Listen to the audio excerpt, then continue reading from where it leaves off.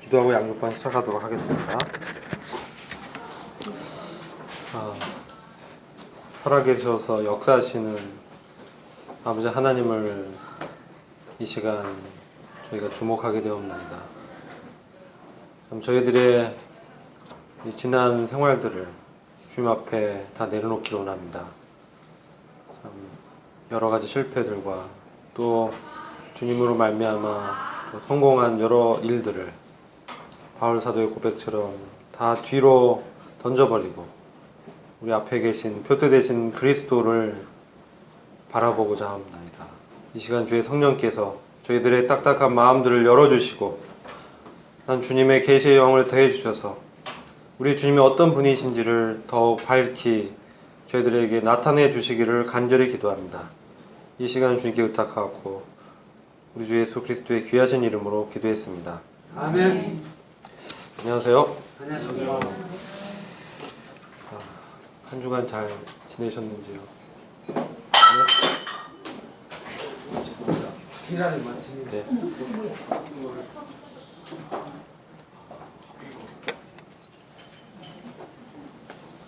네. 여러 가지 일들이 있습니다. 저희가 지난 시간에 그리스도의 세 가지 사역 중에 두 가지 사역을 함께 나눴습니다. 주님께서 이 지상에 오셔서 대언자로 섬기신 부분을 말씀드렸고요. 대언자는 선지자라고도 하고요. 대언, 하나님의 말씀을 받아서 대신 전하는 그런 역할을 하셨습니다. 또 대제사장으로 오셔서 신실하고 충성되게 하나님의 대제사장으로 자기 자신을 우리 아버지 하나님께 제물로 드리셨습니다. 또 지난 시간 때 교제를 한 부분이 자기 자신을 제물로 드리셨고 또한 주님께서는 하늘에서 저희를 위해서 중보하고 계신다. 그래서 주님의 섬김은 계속해서 지금까지 일하고 계심을 말씀을 드렸습니다. 물론 속죄 사역을 마치시고 하나님 우편 보좌에 앉아 계시지만 동시에 아버지 앞에 저희를 위해서 기도하고 계시고 저희를 중보하시고 옹호하시고 변호하시는 그런 일들을 대제사장의 역할을 지금도 하고 계신다고 성경을 통해서 증거했습니다. 그리고 히브리서 10장 1절 말씀을 통해서 하나님의 집을 다스리시는 대제사장이신 우리 주님을 함께 나눴습니다. 그것은 하나님의 집은 교회죠. 지금 이 시대에서는 교회입니다. 우리가 주님의 성전이죠. 성령께서 저희 안에 거하십니다. 또 그러한 성도들이 모여 있습니다. 하나님의 임재가 저희 가운데 있는 것입니다. 그래서 하나님께서 하나님의 집을 다스리신다라는 것은 하나님께서 주권자로 우리 회중 가운데 이 개개인의 삶 가운데 역사하시고 주인으로 저희를 다루시고 그분의 아들의 인격으로 빚어가신다는 것입니다. 그런 자로 빚어가서 하나님의 뜻과 나의 뜻을 일치시켰을 때 하나님의 뜻이 곧 나의 뜻이 되었을 때 우리 주님이 그러셨지 않습니까? 그와 같이 되었을 때 자신을 드리는 주님의 뜻에 순종하는 이러한 삶이 나타나게 되고 이런 자들을 통해서 우리 주님께서 장차 재림하실 때 주님의 왕국을 함께 다스리는 자로 저희를 부르실 것입니다. 그 날이 가까이 오고 있습니다. 이번 시간에는 이어서 왕이신 주님에 대해서 함께 나누는 시간을 갖고자 합니다. 왕이시고 심판자이시고 심판 주님이신 재판관이신 우리 주님이 어떤 주님이신지 그에 관한 말씀들을 함께 나누고자 합니다. 그래서 이 부분을 저희가 어제 준비하면서 매우 중요한, 다 중요하지만 특별히 재판관이시면서 왕이신 이 주님의 사역은 중요하다라는 말씀을 다시 드리겠습니다. 제가 조금 전에 지난 시간에 이 교제한 내용을 좀 정리해 드리면서 주님의 대제사장으로 섬기신 일 중에 하나님의 집을 다스리시는 일을 말씀드렸습니다. 제가 이 부분을 교제하면서 요한계시록 2장 3장에 나타난 7교회에 대한 주님의 판단들을 잠깐 말씀을 드렸습니다. 하나님의 집을 다스리는 것은 하나님의 집을 판단하시는 일이 함께 되는 것입니다. 왜냐하면 우리가 어떤 일을 지금 하고 계시는지, 우리 마음에 어떤 생각을 갖고 있는지 우리 주님은 잘 아십니다. 왜냐하면 우리 주님이 우리를 지으신 창조주시기 때문에 우리의 생각들, 우리의 의도와 동기들을 누구보다도 잘 아십니다. 그래서 저희가 교회 가운데 모여서 주님을 섬길 때, 또 세상에 흩어져서 우리 각 처소에서 주님을 섬길 때 우리의 마음의 동기를 살피시는 그 주님께서 우리를 판단하시는 것입니다. 언제 판단하냐? 현재 판단하고 계시는 것입니다. 이것이 주님의 현재적인 사역인 것입니다. 주님이 장차 하늘에 오시고 또 이 지상에 강림하시는 그 주님의 재림의 날에는 믿지 않는 자들을 이제 심판하시고 그들을 이제 형벌을 주는 거죠. 근데 우리는 주님의 이 재림 이전에 지금 현재 세상에서 주님의 판단 가운데 하나님의 집에 이미 심판이 시작된 것입니다. 주님이 오셔서 우리를 상을 주실 것입니다. 주님이 오시는 목적은 우리를 심판하시는 것이 아니라 성도를 부르러 오시는 것입니다. 성도들이 이 땅 가운데 어떻게 주님을 사랑했는지, 어떤 동기로 주님을 섬겼는지를 그분의 그 공력을 불태우는 시험 가운데서 우리가 우리의 의도와 우리의 애씀과 우리의 의의를 세우기 위해서 주님 섬긴 것들은 마치 그 지푸라기와 같이 다 타버릴 것입니다. 그것은 주님을 기초로 세운 것이 아닙니다. 주님으로 말미암아서 주님을 사랑하는 그 동기로 비록 내가 어설프고 연약하고 넘어지지만 깨지지만 내가 완전하지 않지만 내가 주님을 사랑하기 때문에 주님의 그 사랑 베푸신 그 사랑에 강권돼서 주님을 섬긴 것은 우리가 바로 반석이신 그리스도 위에 집을 세운 것입니다. 그것은 금과 은처럼 주님으로부터 귀히 여김을 받고 상을 받을 것입니다. 그리고 저희는 이제 주님과 함께 통치하는 그 영광에 들어갑니다. 그래서 이 주님과 함께 통치하는 이 영광에 들어가기 위해서 주님은 이 세상에서 현재 우리를 다루시는 것입니다. 우리의 영적인 상태에 대해서 우리 개개인이 교회이기 때문에 이 개개인들이 모인 그 교회를 어떻게 보시는지를 에베소, 서머나 버가모, 두아디라, 사대, 빌라델피아, 라오디게 교회의 영적인 상태를 통해서 지난 시간에 잠깐 말씀을 드렸습니다. 그 부분은 굉장히 매우 중요한 사실입니다. 왜냐하면 그렇게 주님의 심판, 주님의 판단을 나에게 적용했을 때 내가 주님의 첫사랑으로부터 얼마나 멀어졌는지, 내가 다시 그 첫사랑을 회복하고 주님께로 돌아가야 되는 그런 상태에 있는 것은 아닌지 살펴보는, 이게 이제 에베소 교회에 대한 판단이었습니다.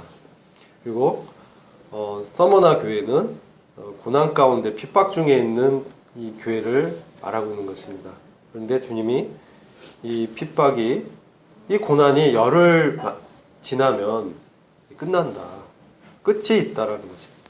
잠시 잠깐 우리가 이 세상에 살아갈 때 어려움이 있습니다. 근데 이 어려움이 영원한 것이 아니라 잠깐 동안의 어려움이라는 것입니다. 그러니까 이 어려움을 믿음으로 이길 때, 주님의 믿는 믿음을 배반하지 않고 주님을 충성되게 섬길 때 주님이 우리에게 생명의 면류관을 주시겠다고 약속하셨습니다. 물론 실제로 그 서머나 교회와 같이 극심한 핍박 가운데 있는 교회들이 있습니다. 북한에 있는 교회를 말씀드렸고, 이슬람권에서 지하교회 모이는, 또 중국에서도 지하교회 모이고 있죠. 물론 중국이 이제 많이 발전해서 문을 열었지만 여전히 공안들은 공적으로 이 복음을 전하는 것을 못하게 하고 있는 것입니다. 그들이 모임을 정하고 그 장소에 모여서 어떤 말을 하고 하는지를 다 감시하는 것입니다. 그런 이제 서머나 교회의 영적 상태를 저희 요한계시록 2장에서 나타나고 있고요. 그리고 버가모 교회는 세상과 이 짝한, 세상과 타협한 이 교회를 나타내고 있습니다. 저희가 저희 삶 가운데 세상과 짝한 이런 것들, 타협한. 또 버가모 두아디라 교회는 영적으로 범행을 한 이 이세벨이 있었습니다. 이런 선지자 이세벨을 따른 그런 일들을 경고하고 있습니다. 그리고 사대 교회는 가장 영적으로 심각한 상태라고 말씀드렸죠. 이름은 살아있지만 실상 영적으로 죽어있는 교회입니다. 그래서 딱딱해진, 개혁은 했지만 실제로 삶 가운데 이 틀만 남아있고 내 마음은 떠나버린, 그래서 형식화된 그런 종교를 말하고 있는 것입니다. 그리고 그런 상태에 있는지 우리 자신들 주님의 말씀에 비추어서 스스로를 이제 판단해 보는 것입니다. 내 자신을 하나님의 말씀에 비추어서 분별해 보는 것입니다. 주님이 그 교회들의 영적 상태를 판단한 것을 내가 지금 어떤 상태인지를 비춰봐서 주님이 어떤 것을 원하시고 있는지를 보고 회개하는 것입니다. 그것이 현세상에서 우리 자신을 판단하는 이 일은 대단히 중요합니다. 그 다음 이제 빌라델피아 교회는 주님을 사랑하고 적은 우리지만 인내의 말을 지킨 그런 교회입니다. 우리가 본을 받을 교회고요. 우리가 비록 적은 수지만 주님의 말씀을 인내로 지키고 있는지, 이것을 이제 우리는 이제 말씀으로 비춰봐야 되는 거죠. 라오디게아의 교회는 말세에 배도한 교회입니다. 주님을 문 밖에 두고 육체로 섬기는, 그러면서도 자신들의 영적인 상태를 모르고 있는 교만한 교회입니다.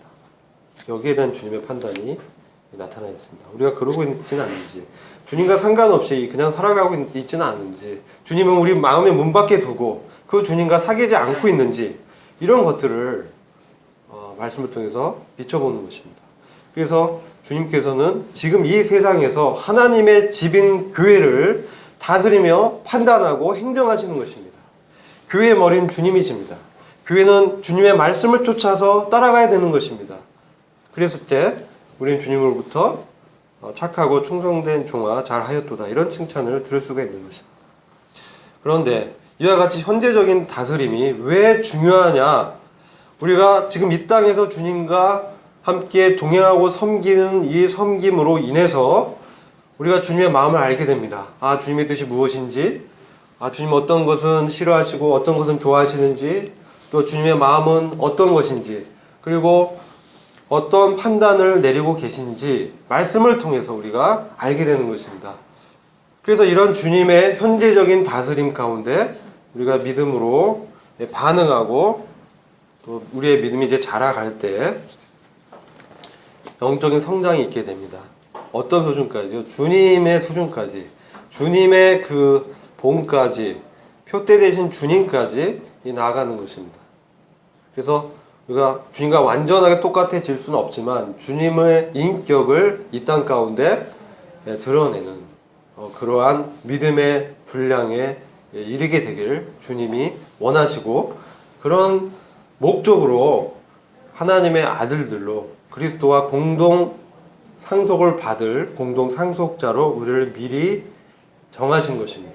예정하셨다 했을 때는 하나님의 아들들로 미리 정하셨다. 여기서 말하는 하나님의 아들들은 휘오시아, 이것은 단순히 그 아버지와 자녀의 혈통에 의한 그러한 관계가 아닌 법적으로 양자로서 성인으로 아버지의 유업을 이을 그러한 권리를 얻을 법적인 아들이라는 뜻입니다. 그래서 우리를 그러한 하나님의 아들들로 예정하신 것입니다. 우리를 구원해서 끝나는 것이 아니라 우리의 예정했다라는 것은 바로 이러한 아들들로 우리를 이 땅 가운데서 빚어 가셔서 하나님의 왕국에서 주님과 함께 영원히 있으면서 함께 통치할 그럴 자로 예정했다는 것입니다. 이게 예정의 의미입니다. 그러한 자로 우리가 하나님의 아들들로 택함을 받고 우리가 구원받은 것입니다. 근데 이 재판관과 왕으로 주님이 오실 것입니다. 이것은 미래적인 주님의 일인데요. 이 땅 가운데 주님이 현재적으로는 교회를 심판하시지만 장차 오시는 그 재림의 때에는 주님의 날에는 불신 세상을 심판하시는 것입니다. 그때는 늦는 것입니다. 믿지 않는 자들은 이미 믿음의 기회를 잃어버린 그때가 될 것입니다. 그래서 주님의 그 심판 가운데 대환란 가운데서 주님이 정말 은혜를 베푸시는 일이 있습니다. 그때 구원의 문이 닫히냐? 그것이 아닙니다. 주님께서 마지막 그 7년 대환란 기간 동안에도 주님은 많은 이방인들을 구원하십니다. 환란 기간 동안에 돌이키는 역사들이 있는 것입니다. 그리고 유대인들의 회복이 있습니다. 유대인들은 많은 수가 돌아와서 정말 이 땅 가운데서 주님의 부르신 지상 백성으로서의 하나님의 영광을 드러내는 그런 일들로 쓰임을 받게 될 것입니다. 이런 이제 회복의 역사가 예언이 되어 있습니다. 근데 이때 주님은 이 재판은 우리를 판단하는 그 판단과 좀 다른 판단입니다. 이 재판은 실제로 징벌적인 이 심판을 이 세상에, 이 땅에 거하는 사람들에게 행하는 것입니다. 징벌적 심판입니다. 그래서 실질적으로 많은 그 사람들이 죽음을 당하는 것입니다. 이 환난 기간 동안에 땅의 기근이라든지 전쟁이라든지 이런 일들을 통해서 죽음을 당하게 되는 것입니다. 여러 가지 자연계의 변화가 있습니다. 식량이 모자라집니다. 이런 환난 기회에 이제 들어가서 어려움 가운데서 주님의 징벌적 심판 가운데 사람들이 심판을 받게 되는 것입니다. 그리고 정말 주님을 믿고 돌이킨 사람들은 마지막에 그들은 구원을 얻게 되는 것입니다. 우리가 잘 아는 것처럼 요한계시록에는 짐승의 표가 기록되어 있습니다. 그래서 짐승의 표를 받는다라는 것은 땅에 거하는 그 자들로 땅에 거하는 자라는 것은 요한계시록에 특별히 많이 나오는 표현인데 땅의 가치관에 일치된 사람들입니다. 땅의 가치관. 이 땅에만 소망을 두고 사는 것입니다. 이게 땅에 거하는 자들입니다. 그래서 땅에 거하는 이 모든 자들을 시험하는 그때라는 것은 이 땅 가운데 모든 자들이 땅에 소망을 두고 살아가는 이 사람들을 시험하는 것입니다. 주님이. 이 환난기 동안에 시험이 있는데 그 기간 동안에 교회는 그럼 어찌 되는 것이냐? 교회는 저희들의 그 분별로는 교회는 그 환난이 시작되기 전에 때가 찬 경륜이라는 것이 기록되어 있는데 때가 찬 경륜에 그리스도 안에서 만물 곧 하늘에 있는 것들과 땅에 있는 것들을 다 통일시키려는 것이라. 이 때가 찬 경륜은 주님의 재림으로 때가 찬 경륜이 완성이 되는 것인데 그것은 하늘에 있는 것이나 땅에 있는 것이나 모든 것이 우리 주님께 복종하는 것입니다. 통일된다라는 것은 주님의 주권 앞에 머리를 조아리고 복종하는 그런 것을 말하는 것인데 바로 그 주님의 재림 때 우리 교회는 주님과 함께 있게 되는 것입니다. 지난 시간에 고린도전서 6장 2절에 우리 성도들이 세상을 주님과 함께 심판할 자라고 기록되어 있음을 함께 봤습니다. 이 얘기는 뭐냐면 주님께서 이 땅의 재판관, 심판관으로 징벌적 심판을 행하시고 또 그 주님의 왕국을 이 땅 가운데 가시적으로 세우는 그 천년 통치의 기간에 주님과 함께 심판하고 다스릴 자로 지금 현재 우리를 다루시고 다스리시는 것입니다. 그 주님의 대제사장적인 사역은 주님의 재판관과 왕으로 하시는 이 사역과 이런 연관성이 있는 것입니다. 그래서 이 때가 찬 경륜이라는 것은 주님의 천년 통치를 말하는 것입니다. 그것은 주님의 재림으로 완성이 될 것입니다. 이 경륜은 특별히 이 하나님의 이 지상에서의 섭리, 이 통치를 얘기하고 있는 것입니다. 그래서 지금은 누구만 우리 주님의 주권에, 주님의 통치에 복종하고 있습니까? 바로 교회만 그렇습니다. 그래서 지금은 교회만이 주님의 그 통치 안에 있는 것입니다. 하나님의 왕국이, 하나님의 통치가 마음에 임한 그런 자들이 교회로 이제 부르심을 입은 자들인데, 그런 자들에게는 아까 말씀드린 것처럼 주님의 형제들로, 주님과 함께 하나님의 유업을 공동으로 받을 상속자로 지금 이 세상에서 이 훈련을 받는 것입니다. 이 땅 가운데 내 자신의 인격이 주님의 인격을 닮아가는 과정 가운데 있는 것입니다. 이게 바로 왕가의 이 수업을 받고 있는 것입니다.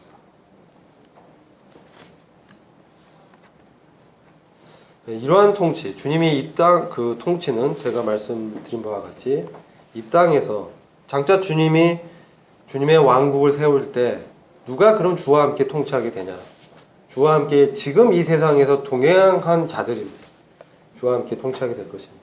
주님을 사랑해서 동역한 그런 자들을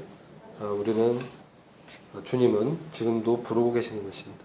그래서 교회는 이 통치 가운데 주와 함께 주님의 신부로 또 주님의 군대로 세상을 심판하고 다스리게 될 것입니다.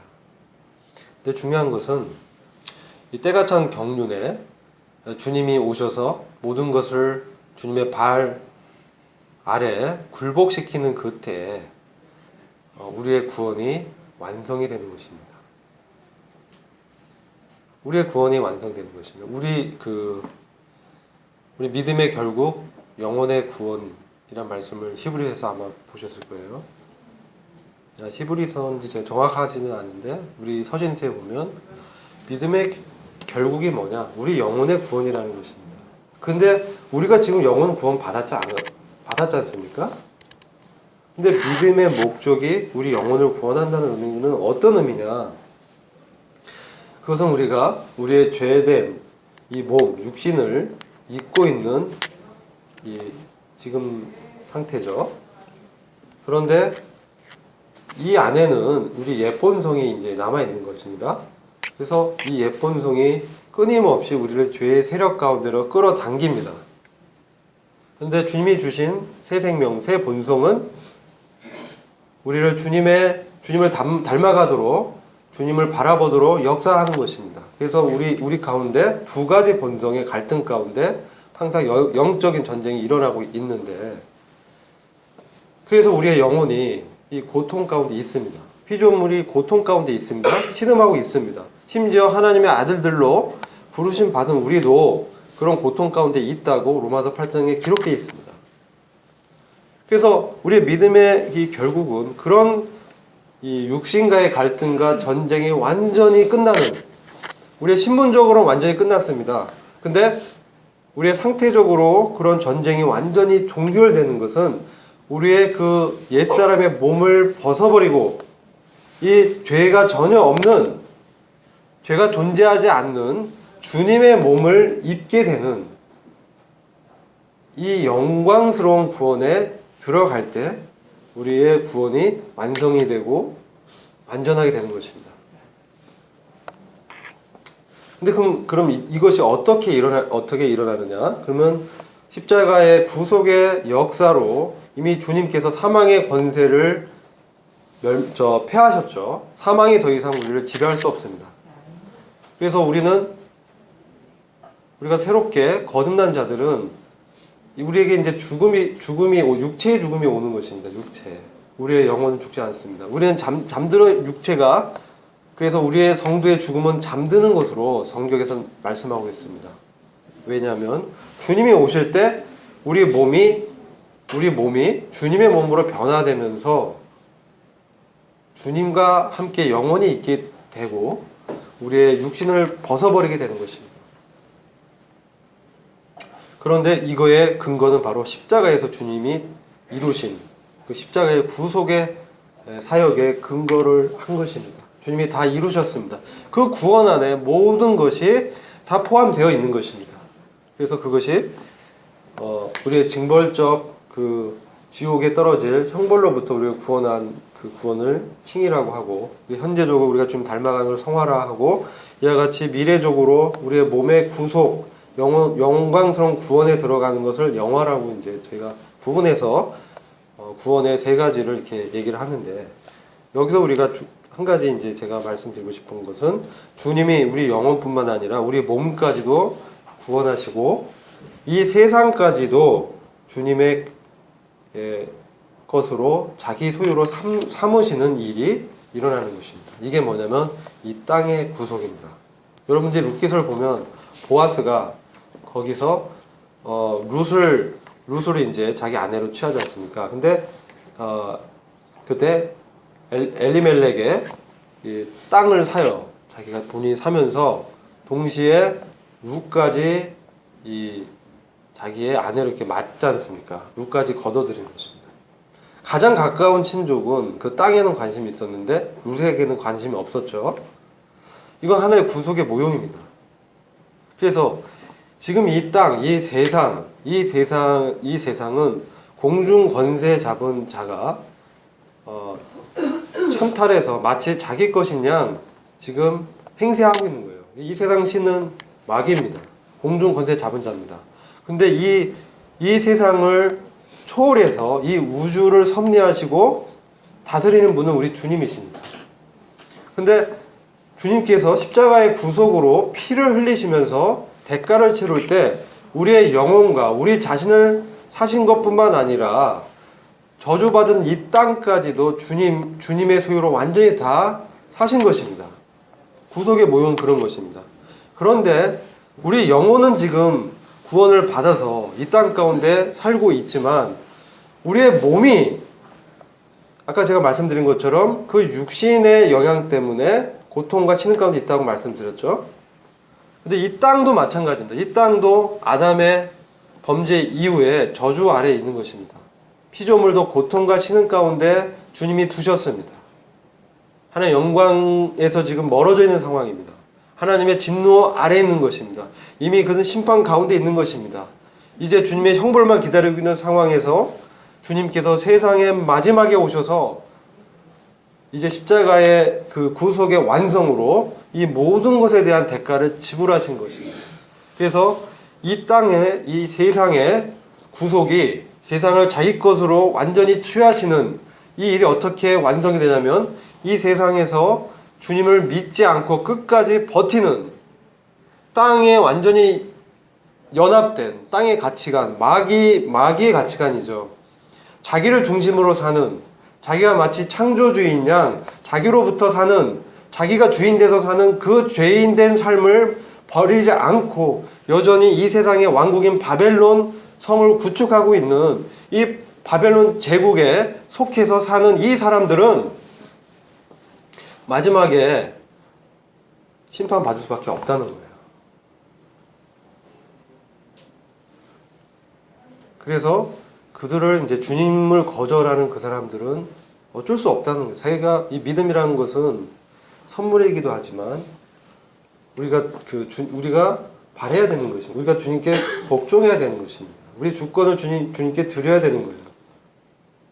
내 자신이 죄인이라는 것을 인정해야 되는 것입니다. 오직 주님만이 옳으시고 주님만이 의로우시며 주님만이 거룩하시고 주님만이 지혜가 되시고 주님만이 나의 구속주라는 것을 믿는 것입니다. 그래서 이게 믿음의 본질이지 않습니까? 근데 그것을 받지 않는 사람은 어쩔 수 없는 거예요. 주님 우리를 로봇같이 지으지 않으셨어요. 우리에게 자유롭게 우리의 의지를 표하고 우리의 믿음을 행세해서 열매를 맺고 이런 것을 자유의지를 주셨거든요. 근데 자기의 그 의지로 주님을 거절하는 것은 어쩔 수 없다는 거예요. 성령을 회방하는 것은 용서받지 못할 죄이지 않습니까? 성령은 어떤 일을 합니까? 성령 우리를 회개케 하십니다. 역사합니다. 우리의 죄를 보게 하십니다. 주님을 바라보게 합니다. 회개가 일어나면서 주님께 주권을 넘기고 주님을 이제 믿게 되는 것입니다. 근데 그거 성령을 해방한다는 걸 믿지 않는 것입니다. 그걸 거절하는 것입니다. 그건 용서받을 수 없는 거예요. 그래서 그런 자들은 주님이 징벌적 심판으로 심판하시고 이 세상에 그런 주님을 거절한 모든 세력을 다 심판하십니다. 불신자들 다 심판하십니다. 복음을 복종치 않는 자들 심판하시고 하나님을 알지 못한 자들 다 심판하십니다. 그런 그 심판 가운데서 이 땅을 완전히 자신의 소유로 삼으시는, 행세하시는 이 행세입니다. 이건 어떤 의미냐면 가나안의 그 이스라엘 민족이 들어갈 때 가나안의 소유권은 누구한테 있었습니까? 주님이 아브라함의 후손에게 주셨습니다. 이스라엘 민족에게 있는 거예요. 근데 그것을 정복하고 땅으로 밟고 정복전을 행해야만 소유권을 행세할 수 있는 거예요. 마찬가지입니다. 우리가 이 땅 가운데 주님으로 말미암아 구원 받았지 않습니까? 그럼 구원이 주는 이런 복을 누리고 이 땅 가운데 주님의 자녀로 사는 것은 구원받은 신분과 구원받은 자녀로 사는 상태와는 다른 것입니다. 근데 물론 우리가 자녀이기 때문에 구원받은 자로 살 수 있는 것입니다. 자녀가 아니면 못 사는 것입니다. 근데 자녀인데도 못 사는 것은 내가 그것을 주님으로부터 받은 그런 복들을 누리지 못하고 있는 거예요. 우리가 그것을 믿음으로 살지 못하고 있는 것입니다. 이 땅도 마찬가지입니다. 지금 이 땅의 진정한 소유권은 누구에게 있습니까? 주님에게 있는 것입니다. 근데 마치 사단이 공중권세 잡은 자로 행세하면서 찬탈자로 이 세상의 신으로 행세하고 있는 것입니다. 많은 사람들이 그 가치관을 받아들여서 지금 이 세상에 어떤 일을 하고 있습니까? 인본주의 세상이 됐지 않습니까? 인간을 중시하고 그 존엄시 여기면서 하나님에 대한 것은 점점 사라져갑니다. 하나님을 믿고 하나님을 섬기는 인간을 창조한 목적은 점점 멀어져 갑니다. 그리고 진리에 대해서는 다원주의를 얘기하는 것입니다. 당신도 맞고 나도 맞다. 이게 지금 후기 현대 사회의 특징입니다. 그래서 그들은 범신론을 얘기하는 것입니다. 내가 믿는 신도 맞고 당신이 믿는 신도 맞습니다. 이것이 우리나라에서도 기독교가 이와 같이 참 부흥을 일으킨 한국 땅에서도 이런 일들이 일어나고 있습니다.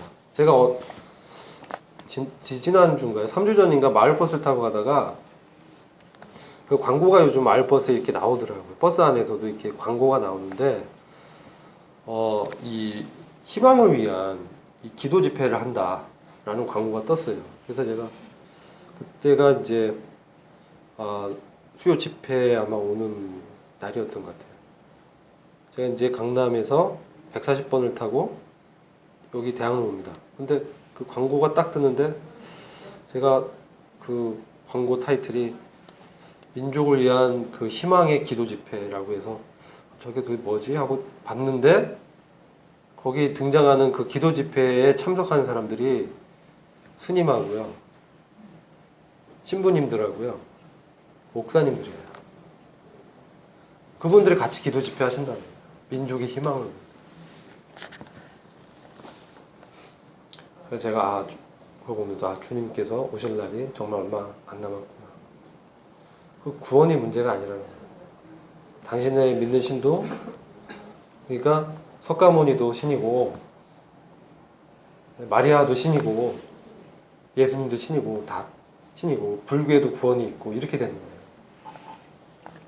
이제 이러한 배도가 점점 가시화되고 있습니다. 우리가 그런 상황이 있는 것입니다. 이 지금 세상의 가치관은 점점 더 주님과는 상관없이 멀어지고 있습니다. 그래서 주님은 많은 사람들이 말세에 고통하는 때가 임했다라고 우리 그 디모데 후서 3장과 4장에 이렇게 나옵니다. 말세 고통하는 때가 이미 임했다. 그래서 주님의 재림을 믿지 않고 조롱하는 자들이 주의 재림이 어디 있느냐, 이렇게 이제 비웃는 일이 이제 일어나는 것이죠. 그들에게 주님의 재림의 의미가 없는 거예요. 불교 신자, 카톨릭 신자, 이 주님의 재림, 주님이 오셔서 심판하시고 땅에 연합한 그런 사람들을 심판하는 이 주님의 이 날에 대한 이 메시지가 없는 거예요. 그래서 이 땅의 구속은 주님이 오셔서 심판하심으로 그러한 불신자들, 복음을 복종하지 않는 자들, 이런 사람들을 다 심판하시고 지옥에 보내는 거예요. 그렇게 다 완전히 정리한 이후에 주님의 왕국이 이 땅 가운데 가시적으로 세워지고 주님이 왕으로 통치하시는 것입니다. 이게 주님의 천년 통치를 말씀하고 있는 거예요. 이게 계시록 20장에 예언되어 있는 것입니다. 내용이. 계시록 20장 1절부터 5절 이 안에 보시면 주와 함께 천년을 다스릴 자들이 나옵니다. 누가 다스립니까? 첫째 부활에 들어간 사람들입니다. 첫째 부활에 들어간 사람들이 누구냐면 바로 때가 찬 경우 주님 오셨을 때 휴거된 사람들과 부활한 사람들이에요. 이런 사람들이 저희는 이제 교회로 분별하는데 교회가 주님과 함께 천년 통치에 들어가는 것입니다. 물론 이제 구약의 성도들도 있습니다. 구약의 성도들도 의인들로 아브라함이라든지 이런 분들도 그때 부활해서 천년 통치에 들어가실 겁니다. 그 기간에 들어가는데 아무튼 이 땅의 구속이 주님이 오심으로 사단의 왕국을 멸망시키는 그러한 심판을 통해서 이 땅에 이루어진다는 것입니다. 근데 여기 보시면 에베소서 1장 14절 보시면 이런 개역 성경을 잠깐 비교해 보시면요. 이 성령이 우리 유업의 보증이 되시니 이는 하나님의 소유가 된 백성의 구속을 위한 것이며 또한 그분의 영광을 찬미하게 하려는 것이라. 우리가 믿을 때 주님이 이 성령이 오시고 우리를 주님의 것으로 인을 치십니다. 주님의 소유다. 주님께서 그를 보증하시는 것입니다. 그리고 우리 유업의 보증이 되신다. 이렇게 말씀하고 있습니다. 근데 1장 11절에 보시면요. 모든 것을 자신의 뜻대로 행하시는 그분의 의도대로 그분의 뜻대로 우리가 예정돼서 그분 안에서 유업이 되었으니라고 얘기하고 있습니다. 이게 우리가 유업을 받는다라는 표현이 있고요.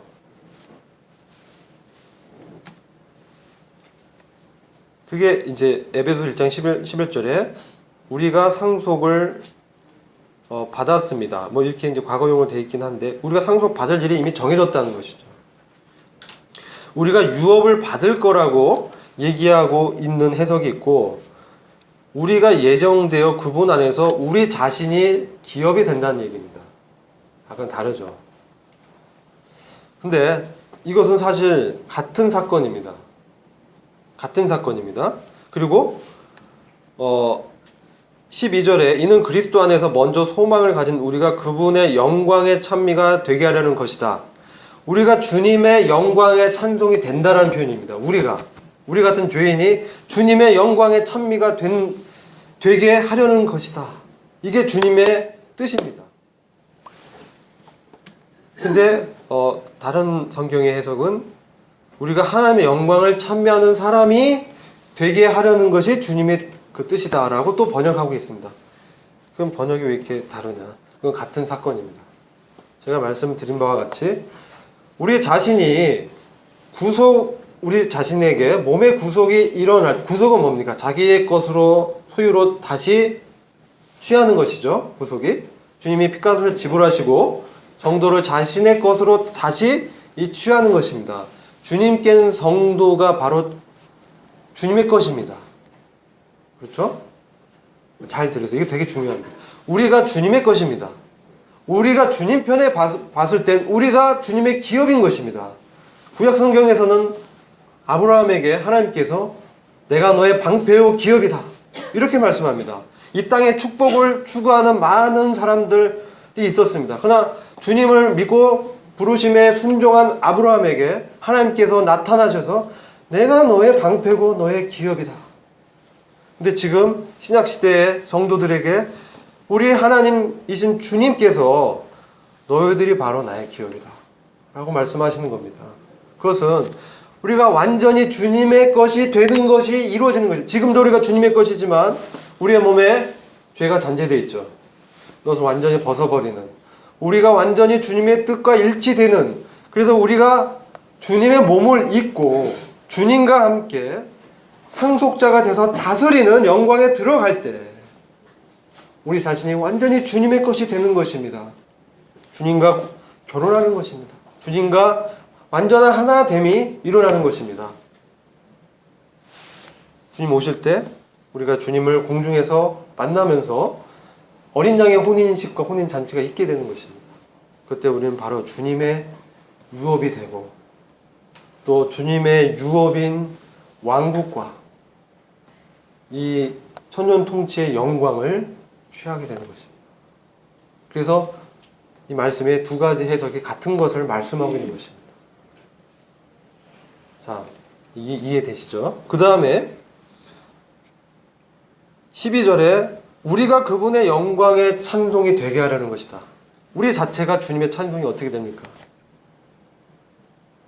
그래서 아까 그 새 번역에 보면 우리가 주님의 영광을 찬송하게 하려는 것이다 라고 또 번역이 되어 있습니다.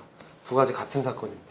우리 자신이 영광스러운 주님의 몸을 입었을 때 주님이, 자, 사도 바울이 자기의 면류관을 자기가 받을 상이라고 얘기 안 하고 자기의 기쁨이요 자랑의 면류관을 누구라고 얘기합니까?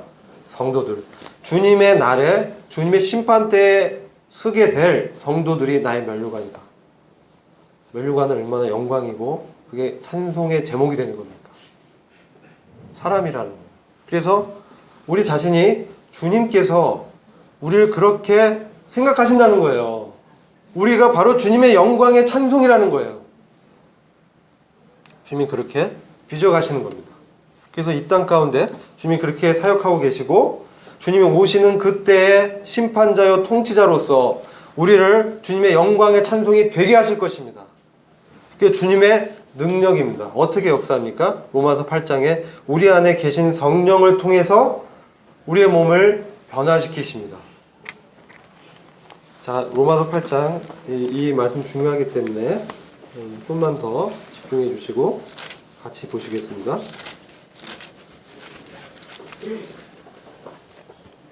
로마서 8장 10절과 9절부터 11절 말씀 보시면 그러나 하나님의 영이 너희 안에 거하시면 너희가 육신 안에 있지 아니하고 성령 안에 있나니, 이 9절입니다. 하나님의 영, 성령이 우리 안에 거하시면 너희가 육신 안에 있지 않고 성령 안에 있나니 이제 누구든지 그리스도의 영, 성령, 하나님의 영, 그리스도의 영 다 똑같은 대상입니다. 그 영이 없으면 그의 사람이 아니니라. 여기까지 이해가 되시죠?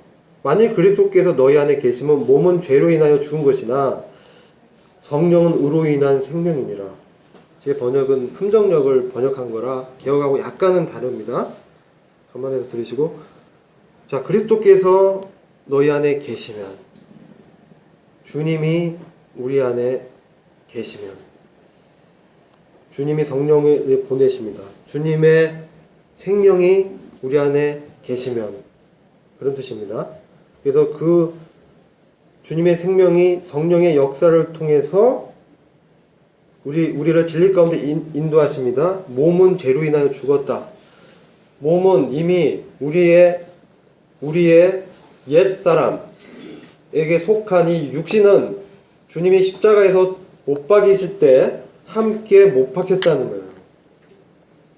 그래서 이미 죽은 것이나 성령은 의로 인한 생명이다. 성령은 이제 우리의 생명이 되신 거예요. 그래서 이 영이, 성령께서 우리를 인도하십니다. 육신으로는 하나님을 기쁘게 할 수가 절대 없습니다. 육신은 개선될 수가 없습니다. 육신은 가능성이 전혀 없습니다. 이것을 명확하게 알아야 됩니다. 그리고 로마서 7장에서 말씀한 바는 우리 안에는 이 육신은, 우리로부터 난 것은 우리의 옛사람에게 속한 어떤 것도 가능성이 없고, 더 나아가서 선한 것이 아무것도 없다, 이렇게 말씀하고 있어요. 선한 것이라는 것은 찾아볼 수가 없다는 거예요. 선은 뭡니까? 하나님 외에는 선한 분이 없는 거예요. 하나님의 생명만이 선한 것입니다. 그래서 여기서 성령으로 인해서 우리의 영이 다시 태어나서 살아나서 성령이 생명 주는 영의 역할을 하는 거죠. 그리스도께서 마지막 아담이신 그리스도께서 생명 주는 영이 되셨다. 그것은 생명을 주는 그 능력이 되셨다 라는 것입니다. 생명으로 우리에게 역사하고 계시다. 그래서 예수를 죽은 그 생명의 능력을 말씀하는 것입니다. 그래서 예수를 죽은 자들로부터 살리신 분의 그 영이 너희 안에 거하시면, 자, 이 말씀 중요합니다. 그 성령이 너희 안에 거하시면 그리스도를 죽은 자들로부터 살리신 분이 너희 안에 거하시는 그분의 영으로 인하여 너희 죽을 몸도 살리시리라. 언제 살립니까? 주님이 재림하실 때. 우리 죽을 몸이 죽지 않는 몸을 입고 썩을 몸이 썩지 않는 몸을 입는 것입니다. 근데 그렇게 됐을 때 그런 놀라운 영광 가운데 들어가서 완전한 구원을 받은 이 성도가 주님이 보실 때 참으로 찬송의 제목이 되신다는 거예요. 그래서 우리가 그분의 영광에 찬미가 되게 하라는 것이 바로 주님의 이 역사를 통해서 되게 하려는 이 뜻을 주님의 역사를 통해서 이루신다는 것입니다. 자, 그런데 그것을 우리가 지금 어떻게 합니까? 자, 여기 잘 들으세요. 중요합니다. 잘 들으십시오. 그리스도 안에서 너희도 진리의 말씀, 그 너희의 구원의 복음을 듣고 또한 그 안에서 믿어 약속의 성령으로 인치심을 받았다라고 말씀하고, 이 성령이 우리의 유업의 보증이 되신다. 우리의 유업은 뭡니까? 우리 자신이 주님의 기업이 되고 우리가 주님의 기업인 주님의 왕국을 받는, 그리고 그 왕국을 함께 다스리는 통치의 영광에 참여하는 그러한 그 유업을 받을 자가 된 것이죠. 근데 그것을 보증해 준다는 거예요. 누가요? 성령이. 자, 성령이 우리 안에 계시죠. 믿으십니까? 아멘. 성령이 언제 우리 안에 계시는 것입니까? 너희가 믿을 때 성령을 받았느냐? 그렇죠. 그런데 성령을 보내시면서 요한복음 14장에서는 너희가 그날이 되면 내가 아버지 안에, 너희가 내 안에, 내가 너희 안에 있는 것을 알리라. 왜 알아요? 그게 무슨 말이에요? 연합됐다는 거예요. 하나님과 한 생명이 되었다는 것입니다. 어떻게 합니까? 우리가 하나님과 연합됐다는 게 믿음으로 알죠. 근데 맞습니다. 믿음으로 압니다. 믿음으로 성령을 받을 때 그리스도께서 하늘의 우편 보좌에서 성령을 보내십니다. 그때 우리가 구원 받을 때, 성령의 인침을 받을 때, 우리가 주님을 주로 영접했을 때,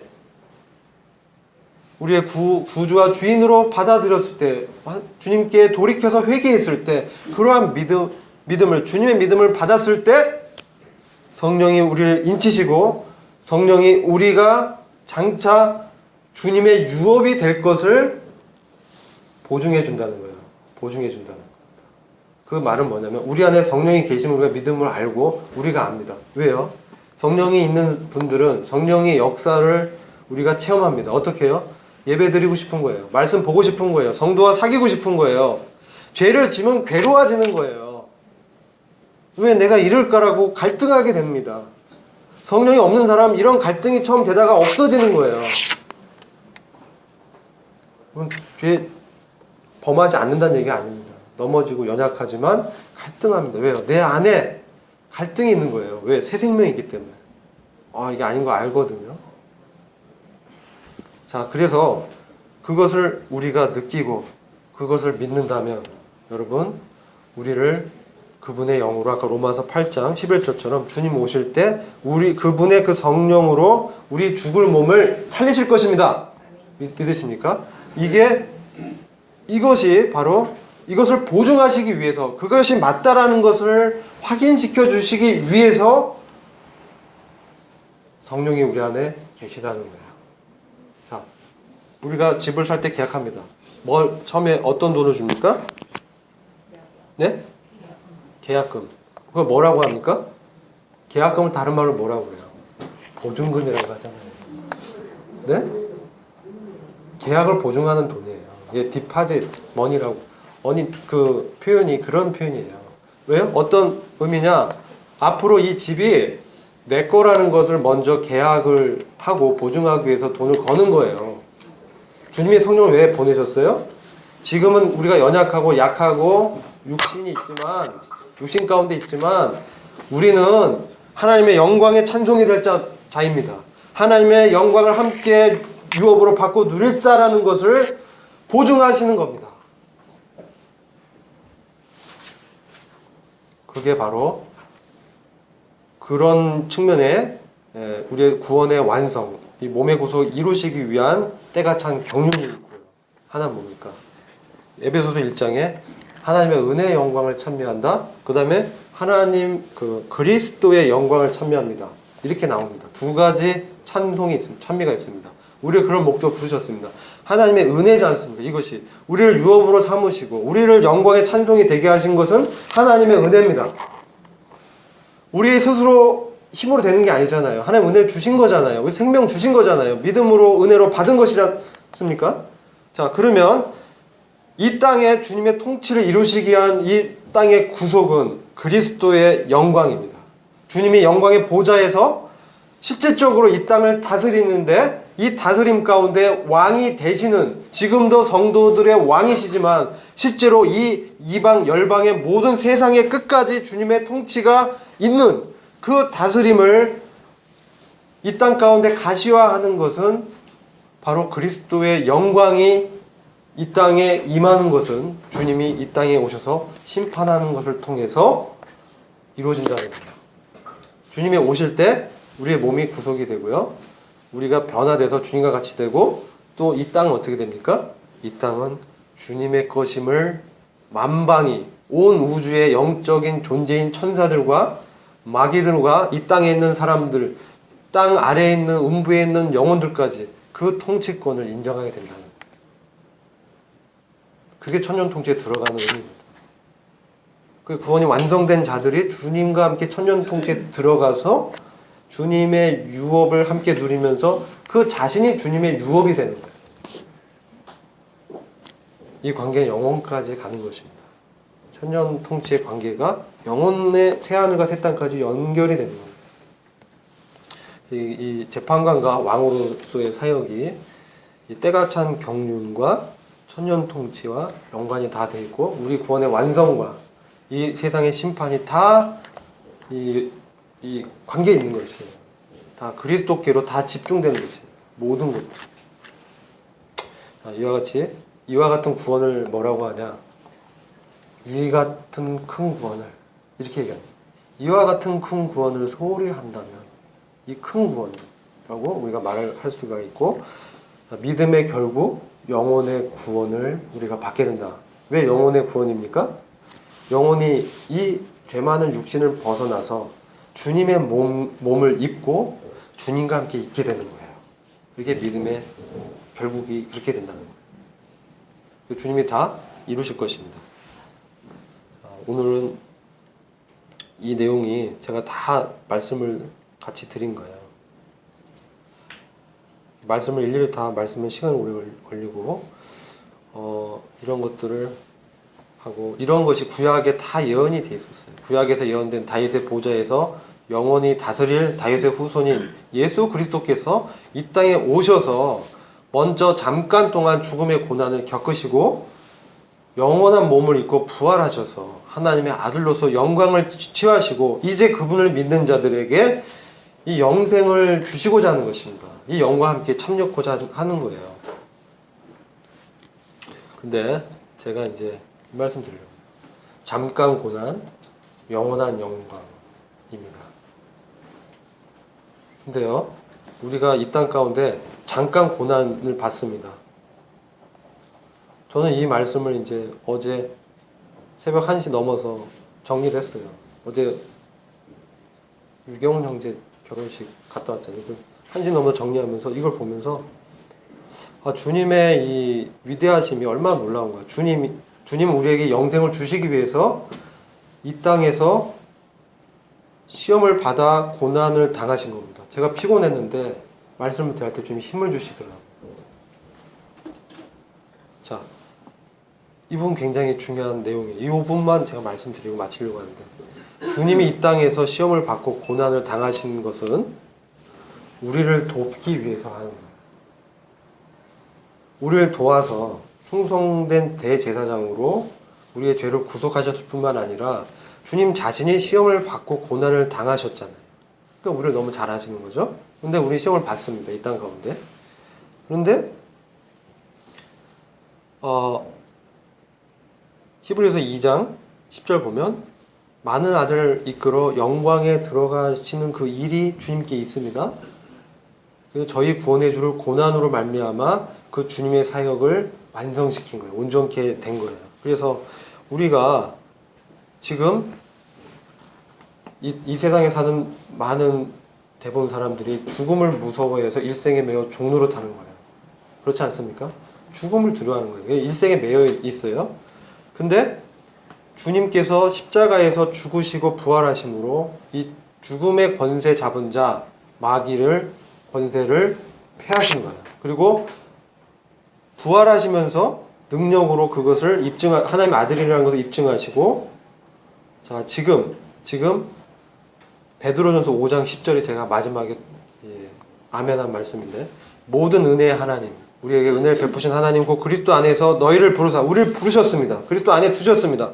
자기의 영원한 영광에 들어가게 하신 이가, 그리스도의 영광에 동참케 하시는 이가 잠깐 고난을 받은 너희를, 우리가 지금 이 세상에서 잠깐 고난 받고 있습니다. 시험을 받고 있습니다. 너희를 친히 온전케 하시며, 우리를 온전케 하십니다. 주님이 다루시고 시험 받는 자를 능히 도우시고 주님 함께 하시면서 주님의 생명을 공급하시고 말씀으로 인도하시고 우리가 넘어졌을 때 일으켜 주시고 세워 주십니다. 굳게 하시며 강하게 하시며 털을 견고케 하시리라. 아멘. 주님, 우리 이렇게 견고한 털을 갖게 하셔서 주님의 나라에 합당한 하나님의 아들로 지금 우리를 다루시고 있는 과정입니다. 저도 너무 실망스러웠어요. 제 자신을 봤을 때 정말 실망스러웠어요. 네, 정말 실망스럽다. 실망보다 진짜 포기하고 싶었어요. 이거 못하겠다. 이거 믿음 생활 이거 정말 안 되는구나. 근데 제 마음 가운데 원래 너의 육체는 선한 것이 아무것도 없어. 너는 개선될 수 없는 존재다. 오직 주님만 선하시고 주님만이 우리를 변화시킬 수 있는 분이시다 라는 것을 다시 좀 기억하게 되면서 제가 주님께 다시 돌이켜서 나올 수가 있었습니다. 이게 날마다 저희들이 이제 겪는 과정인 것 같습니다. 형님들 중에서 기도해 주시고 마치도록 하겠습니다. 주님 감사드립니다.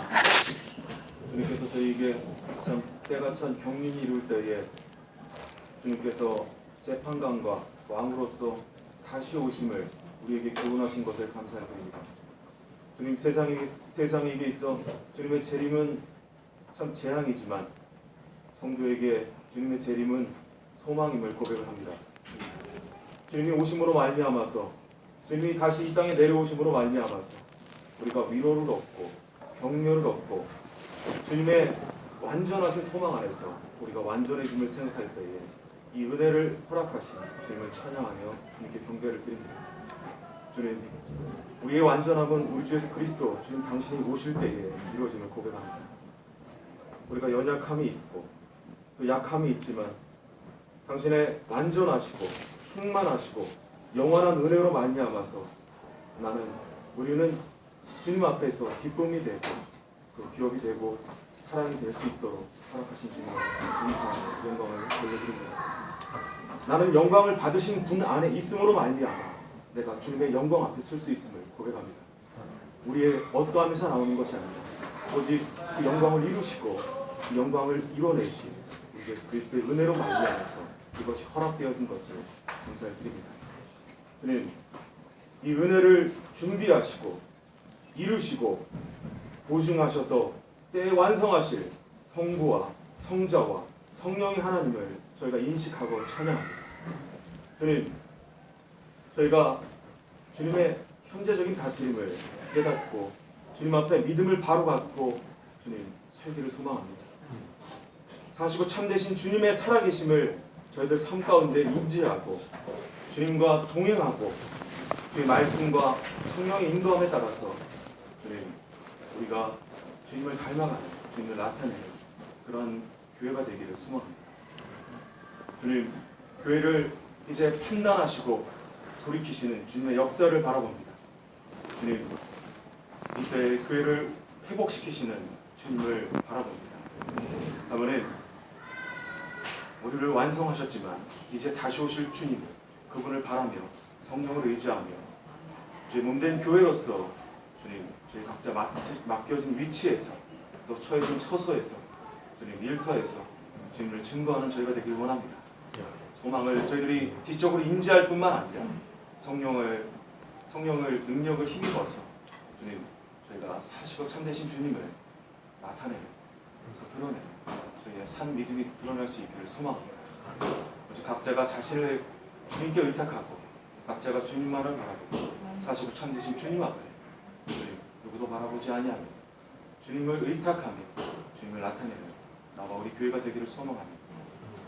말씀 주신 주님께 감사드릴 때에 살아계신 우리 주 예수 그리스도 하나님의 이름으로 감사하며 기도를 드립니다. 네. 오랜 시간 수고 많으셨습니다.